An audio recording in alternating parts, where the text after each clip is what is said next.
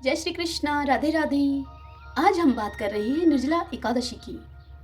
पंचांग के अनुसार हर साल ज्येष्ठ माह के शुक्ल पक्ष की एकादशी तिथि को निर्जला एकादशी मनाई जाती है। शास्त्रों में निर्जला एकादशी व्रत का बड़ा ही महत्व बताया गया है। कहा जाता है कि इस दिन व्रत रखने से सभी तीर्थों पर स्नान करने के बराबर पुण्य फल मिलता है। वैसे तो साल में 24 एकादशी होती है। इन 24 एकादशियों में निर्जला एकादशी विशेष महत्वपूर्ण मानी जाती है। निर्जला एकादशी का व्रत सभी मनोकामनाओं को पूर्ण करने वाला बताया गया है। इस दिन किए गए पूजन व दान पुण्य से अक्षय पुण्य की प्राप्ति होती है। मान्यता है कि भगवान विष्णु का आशीर्वाद दिलाने वाली सभी एकादशियों में निर्जला एकादशी का व्रत सबसे कठिन होता है। इस व्रत में पानी पीना वर्जित माना जाता है, इसलिए इसे निर्जला एकादशी कहा जाता है। ऐसे में चलिए जानते हैं अब निर्जला एकादशी की तिथि, पूजा की विधि, महत्व और शुभ मुहूर्त के बारे में। हमारे हिंदू पंचांग के अनुसार इस बार ज्येष्ठ माह के शुक्ल पक्ष की एकादशी की तिथि मंगलवार 30 मई दोपहर 1:07 से आरंभ हो रही है। ये तिथि अगले दिन यानी कि 31 मई दिन बुधवार रहेगा। उस दिन दोपहर 1:45 पर यह तिथि समाप्त हो जाएगी। ऐसे में इस बार निर्जला एकादशी का व्रत 31 मई 2023 को मनाया जाएगा।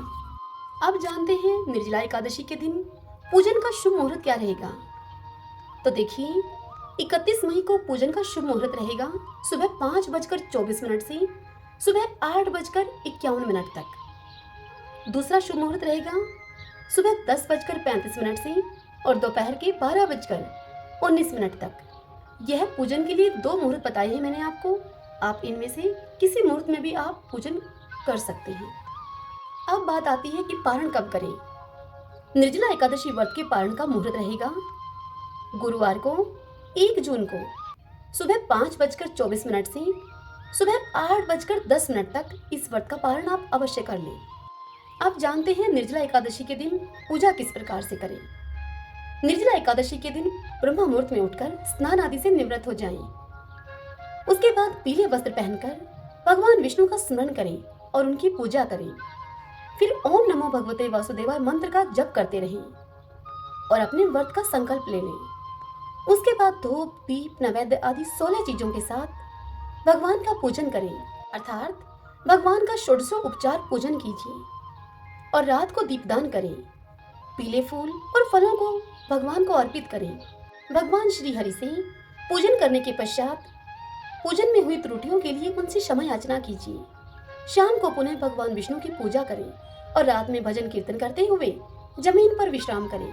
फिर अगले दिन सुबह उठकर स्नान आदि करें और इसके बाद ब्राह्मणों को आमंत्रित करके उन्हें भोजन कराएं। वस्त्र, दान, दक्षिणा अपनी सामर्थ्य के अनुसार दें, जिससे कि वह संतुष्ट हो सके।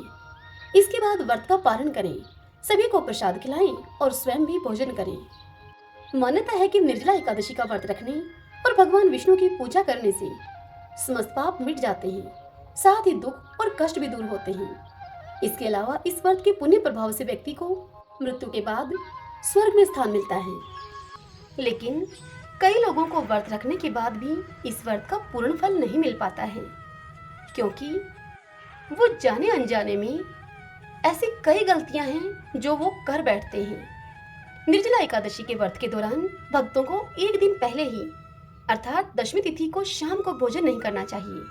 इस दिन केवल फल और तरल खाद्य पदार्थ जैसे कि पानी और जूस आदि ही ग्रहण करें। एकादशी व्रत के नियम के मुताबिक पारणा के बाद ही जल ग्रहण किया जाता है। व्रत का पारण शुभ मुहूर्त में ही करें। निर्जला एकादशी व्रत में जल के त्याग का नियम है। यही कारण है कि निर्जला एकादशी का व्रत कठिन व्रतों में से एक बताया जाता है। इस व्रत के दौरान रात्रि में शयन न करें, अर्थात रात को सोए नहीं, रात्रि जागरण करें।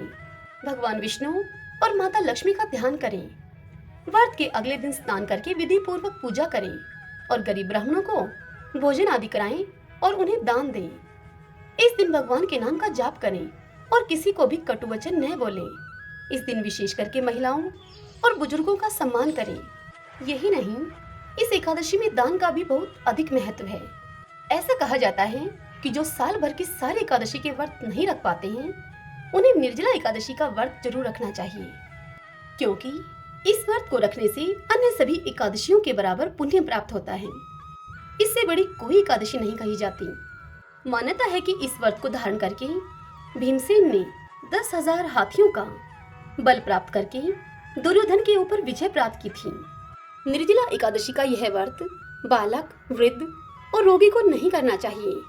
यदि आप इस व्रत को धारण कर रहे हैं और ज्यादा गर्मी है और व्रत धारण करने से यदि प्राण संकट में आ जाएं, तो ऐसी स्थिति में ओम नमो नारायणाय इस मंत्र का 12 बार जप करके थाली में जल रखकर घुटने और भुजा को जमीन पर लगाकर पशुवत जल पी लेना चाहिए।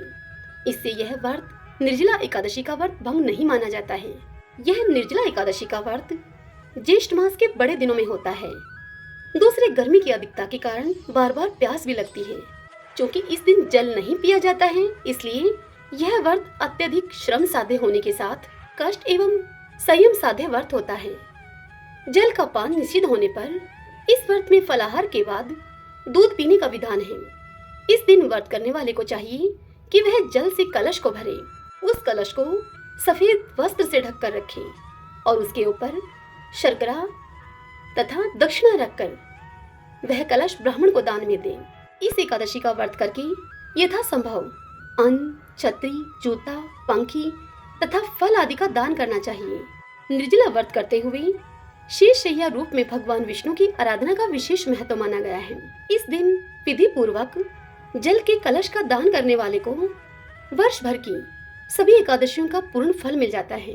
भगवान विष्णु की कृपा प्राप्ति के लिए एकादशी के व्रत का सर्वाधिक महत्व है। इस व्रत को करने से जीवन के समस्त कष्ट समाप्त हो जाते हैं और उपवास करने वाला दिव्य फल को प्राप्त करता है। इससे घर में सुख समृद्धि आती है और साथ ही मृत्यु के बाद मोक्ष की प्राप्ति होती है। शास्त्रों में ऐसा वर्णन मिलता है कि एकादशी के दिन किया गया दान हजारों वर्षों की तपस्या के समान पुण्यकारी होता है। अतः सभी भक्तों को एकादशी व्रत के नियमों को अवश्य अपनाना चाहिए और साथ ही यथाशक्ति दान भी करना चाहिए। शास्त्रों के मुताबिक इस दिन दान करने से घर में संपन्नता आती है और कभी भी पैसों की कमी नहीं होती है। साथ ही दाम्पत्य जीवन में मधुरता बनी रहती है। निर्जला एकादशी के दिन ठंडी चीजों का दान करना उत्तम माना जाता है। ऐसे में आप पानी, मिट्टी के बर्तन, घड़े आदि का दान कर सकते हैं। एकादशी के दिन ब्राह्मणों को जूते का दान करना बहुत शुभ होता है। इसके अलावा अन्नदान, छाता दान, बिस्तर दान, वस्त्र दान करने से विशेष फल की प्राप्ति होती है। इस दिन जल से भरपूर फलों और सब्जियों का दान करना चाहिए, जैसे कि आम, खीरा, लीची, तरबूज, खरबूज। इन चीजों का दान करने से पुण्य की प्राप्ति होती है। जेठ के महीने में प्रचंड गर्मी होती है और नर नारायण की सेवा के लिए पीने की चीजों से बेहतर और क्या हो सकता है। इसलिए निर्जला एकादशी के दिन प्यासे लोगों को शरबत और पानी पिलाना बहुत अच्छा माना जाता है। धार्मिक मान्यताओं के अनुसार निर्जला एकादशी पर नमक का दान करने से घर में सुख समृद्धि आती है। इसलिए निर्जला एकादशी के दिन नमक का दान करना चाहिए। कहा जाता है कि इस दिन तिल का दान करने से भगवान विष्णु की कृपा प्राप्त होती है और जातक को आरोग्य का वरदान मिलता है। निर्जला एकादशी के दिन तुलसी के पूजन का विशेष महत्व होता है। इसलिए शाम के समय तुलसी के पौधे में घी का एक दीपक जलाएं और 11 बार तुलसी जी की परिक्रमा लगाएं। इस दिन भोग के लिए पंजीरी का प्रसाद बनाया जाता है और इस प्रसाद में तुलसी के पत्ते अवश्य डालने चाहिए। इससे परिवार में आ रही कठिनाइयां दूर होती हैं और सुख समृद्धि का वास होता है। निर्जला एकादशी के दिन भगवान विष्णु को एक नारियल के साथ थोड़ा सा बादाम चढ़ाना चाहिए। आशा करती हूँ कि यह जानकारी आपके लिए उपयोगी सिद्ध होगी। हरे कृष्णा।